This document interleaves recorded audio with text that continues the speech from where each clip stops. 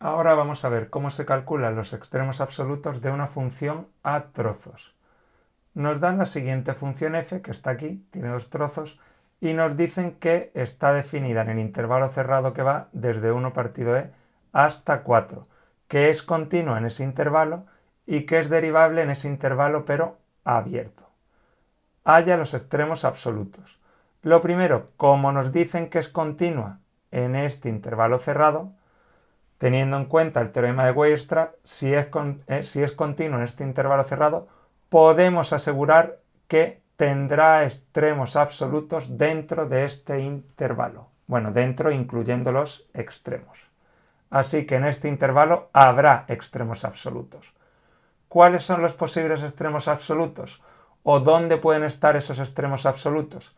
Pues pueden estar en o bien cuando x es igual al extremo inferior, en 1 partido e, o bien cuando x es igual al extremo superior, que sería 4, o bien en aquellos puntos donde la derivada se anule, que son posibles extremos relativos, posibles máximos o mínimos. Pero al ser una función a trozos, también podría estar en aquel valor de x donde cambiamos de trozo, que será x igual a 2. ¿Qué me hace falta? Lo que tengo que calcular es dónde la derivada vale 0.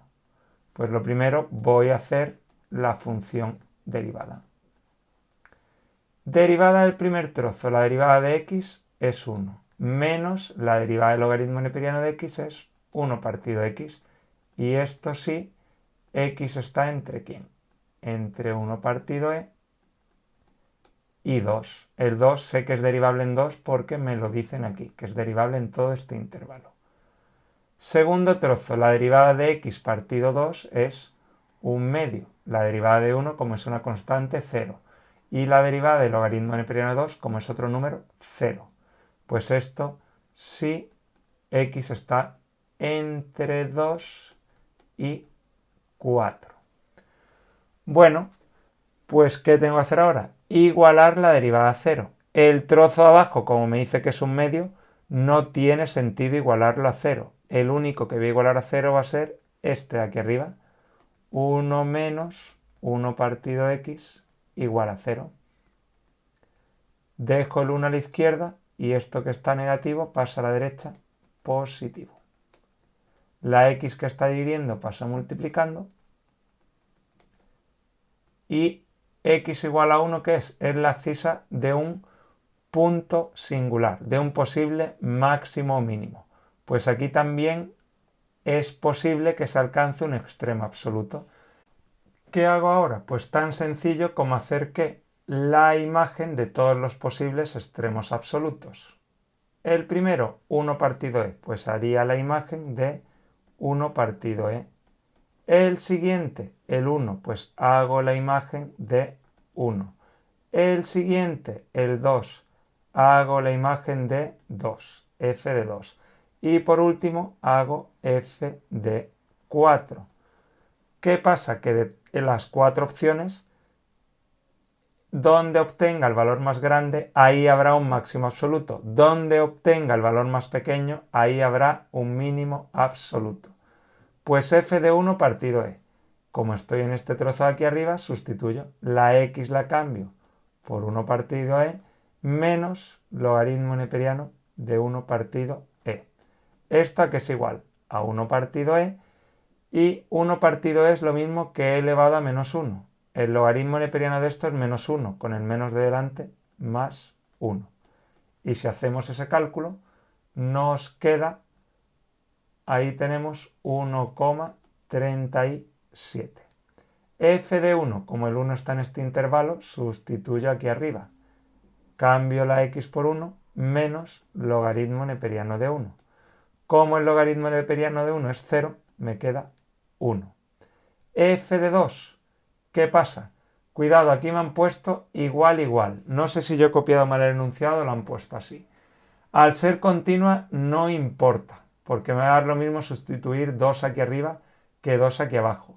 Pero no se debe poner en los dos sitios. Así que, por ejemplo, lo voy a quitar de aquí, aunque el resultado sería el mismo. Pongo aquí el 2 menos y aquí logaritmo neperiano de 2.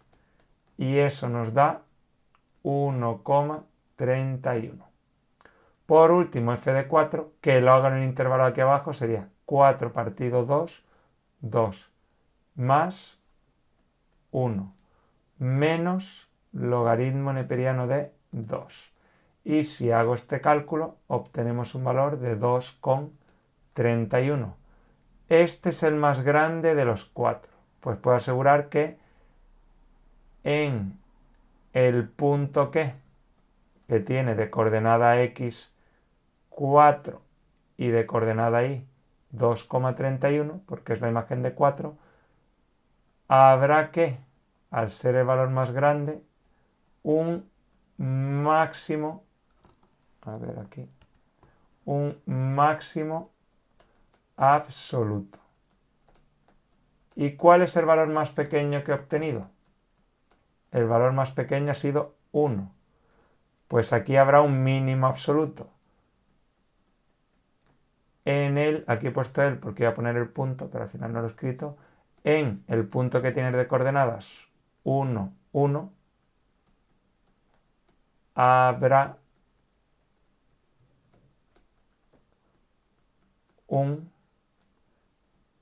mínimo absoluto. Bueno, con esto habríamos acabado el ejercicio, pero voy a poneros la gráfica para que veáis qué es lo que ha sucedido. Pues vamos a ver la interpretación gráfica de los resultados que hemos obtenido. Teníamos un mínimo absoluto en 1, 1. ¿Qué punto es 1, 1? Este de aquí, el punto C. ¿Por qué es el mínimo absoluto? Porque es el punto más bajo de la función. No hay un solo punto de la función f en todo este intervalo donde está definido que quede por debajo de C. Por lo tanto, C mínimo absoluto. Máximo absoluto, el punto 4, 2,31, que es este de aquí. ¿Por qué es el máximo absoluto? Porque en ese punto la función alcanza su valor más alto. No tiene nada que ver con que suba y baje, no lo confundamos con relativo, es simplemente el punto donde la función alcanza su máximo valor. Ahora hay que distinguir. Si me dijesen simplemente dónde alcanza f de x su máximo y su mínimo absoluto, si es dónde, diría, hombre, si me dicen en qué punto, diría 1, 1, 4, 2,31. Pero si me dijesen para qué valor de x alcanza, pues diría solo x igual a 1 o x igual a 4. O si me dicen cuál es el valor máximo de la función, diría 2,31. ¿Cuál es el valor mínimo que alcanza la función en ese intervalo? 1. Pues cuidado que hay que distinguir entre todas estas cosas.